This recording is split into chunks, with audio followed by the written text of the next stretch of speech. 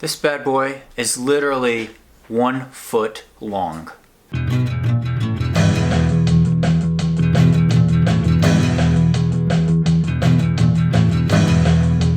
Hi there, Coach and Hoka One athlete Sage Canaday here with another shoe feature.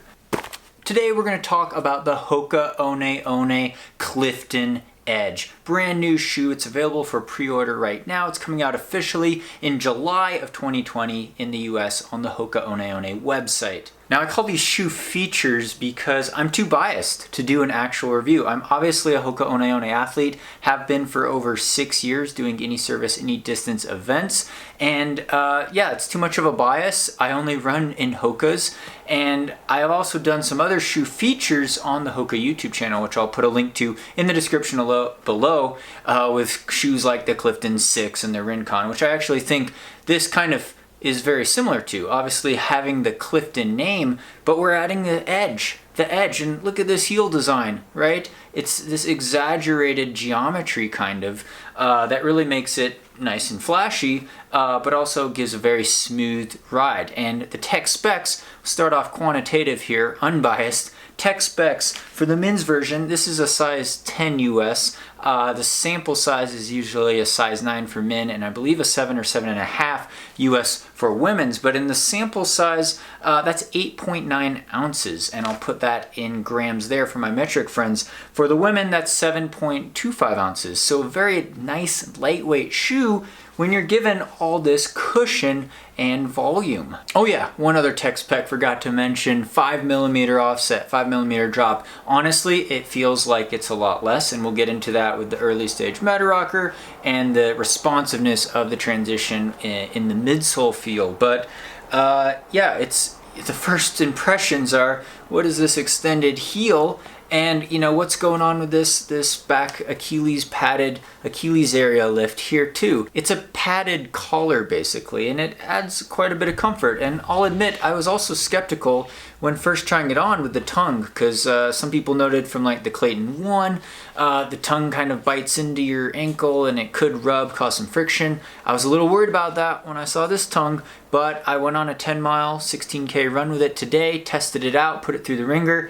Not an issue, no hot spots whatsoever. First run out of the box. So the tongue was very soft. The materials in the upper are very soft. TPU yarn upper, basically. So soft, a lightweight type of mesh. And yeah, quite comfortable. I do lace it down quite a bit, but then again, I don't go to the top eyelet here. These reinforced last two eyelets are reinforced with the laces. But yeah, nice upper, nice form fitting. This actually really helps when you're slipping the shoe on, I found. I'm kind of lazy and I usually keep my shoe tied when I go out for easy runs. So I just slip that thing on and it's nice and comfy to slide into. It's kind of like sliding into a slipper here with this nice stretchy upper, and it's very lightweight. Moving down to the midsole, like I said, 5mm offset. It feels like it's a lot less. And part of that's with this early stage meta rocker, right? We got like a rocking chair curve shape signature of a lot of Hoka One shoes. And you know, it feels actually almost more flat when you're out there running. I was surprised. I was also surprised how firm and responsive it felt. It was not soft and mushy. I think breaking it in though, as you get through the miles, it actually felt more and more comfortable. There's a break-in period with a lot of shoes and they kind of soften up so a bit, but it was still a very firm ride, and it's a new high resiliency foam. And we'll see what the durability is. Again, I haven't put high mileage on these yet, but really great for banging out on the pavement. It was quite comfortable, and like I said, I ran 10 miles right out of the box. No hot spots. It is a bit thicker in the last shape, and looking at this last geometry, especially with the exaggerated heel, which I will say you also don't really notice. I was shocked about that. You don't notice it on the flats and the uphill. You do notice it a bit more on the downhill. And me, being more of a heel striker, I guess it just felt like a more smooth transition. And that was kind of the idea with the exaggerated heel volume. That being said, because it is wider in that heel area, if you're landing on impact there, it's gonna probably slow your rate of pronation a bit more. So I would say compared to like a Tracer 2 or even a Rincon or even the original Clifton series, that it is inherently a more stable shoe in that it will slow your rate of pronation twisting inwards more on impact. At least it felt like it compared to other Hoka One One shoes. If you pronate a lot, that could definitely be a more comfortable thing. Also looking on the bottom, we have a rubberized EVA outsole. It was quite sticky I was running on a dry day out on the Boulder bike paths here, as you could see from the footage. It was just quite comfortable. I haven't tested it in wet and rainy conditions yet on the slick pavement or on different asphalt surfaces or on a track yet.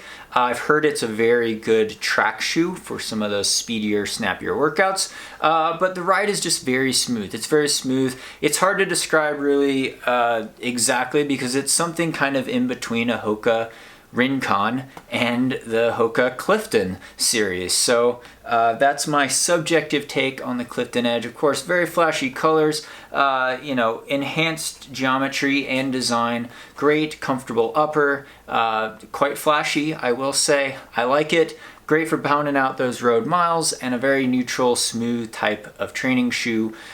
Could possibly race a road marathon in this as well. Still lightweight for the amount of volume and cushion and responsiveness feel that it has, which is signature of a lot of Hoka One One different models. And again, you could check out their website for more information on this shoe as well as other shoes.